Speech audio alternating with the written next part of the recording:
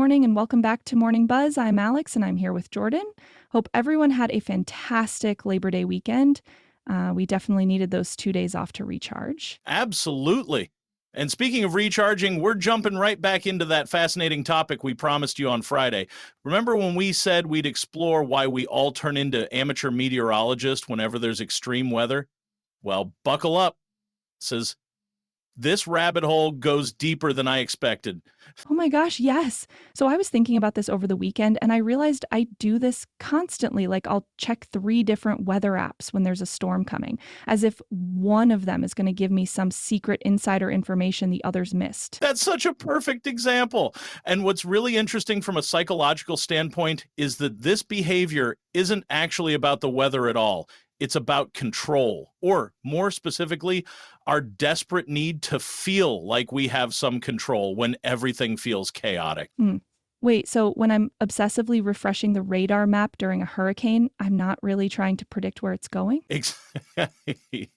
You're trying to manage your anxiety by engaging in what psychologists called information-seeking behavior. When we feel powerless against something as massive as a storm system, gathering data gives us the illusion that we're doing something productive about the threat. That makes so much sense. And have you noticed how we suddenly start caring about things like barometric pressure and wind shear patterns?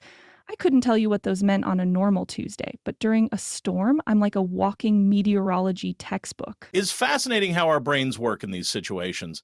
There's actually research showing that during times of uncertainty, people gravitate toward becoming pseudo-experts in whatever feels relevant to their safety. We start learning terminology we've never used before because it makes us feel more prepared. It is blowing my mind because I'm thinking about social media during weather events. Everyone becomes a forecaster. My neighbor who works in accounting will post these detailed analyses of storm tracks like she's got a degree from the National Weather Service. That social component is huge too. Sharing weather information becomes a way of building community and demonstrating care for others. When someone posts, hey, everyone in the downtown area, radar shows heavy rain hitting in 20 minutes, they're not just sharing data. They're saying, I'm looking out for you. And let's be honest, there's something oddly satisfying about being the person who saw the storm coming first. Like you get this tiny moment of feeling like you have special knowledge or intuition. Absolutely. That touches on what researchers call prediction addiction. Our brains are constantly trying to anticipate what's coming next because it helped our ancestors survive. Weather prediction gives us a socially acceptable way to exercise that ancient survival instinct. I'm curious though, is this actually helpful or are we just making ourselves more anxious? Because I know people who will track storms for days before they even enter their region. Yeah, that's the million-dollar question. Some level of weather awareness is obviously useful for preparation and safety. But when it becomes compulsive checking or when you're losing sleep over weather models, it's probably crossed into anxiety territory rather than practical planning.